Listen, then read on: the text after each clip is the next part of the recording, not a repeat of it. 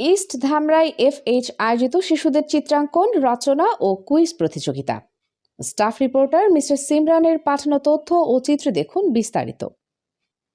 Dhamrai area program FH association Bangladesh east Dhamrai CRC শিশুদের অংশগ্রহণে অনুষ্ঠিত হলো এক ব্যতিক্রমধর্মী প্রতিযোগিতা অনুষ্ঠান। আন্তর্জাতিক উন্নয়ন সংস্থা ফুড ফর দ্য হাংরি আয়োজিত এই আয়োজন ঘিরে ছিল উৎসবমুখর পরিবেশ। অনুষ্ঠানে ছবি আঁকা, রচনা এবং কুইজ প্রতিযোগিতায় অংশ নেয় FH এর রেজিস্ট্রেশন RC শিশুরা। নিজেদের মেধা ও সৃজনশীলতা তুলে ধরার সুযোগ পেয়েছিল তারা।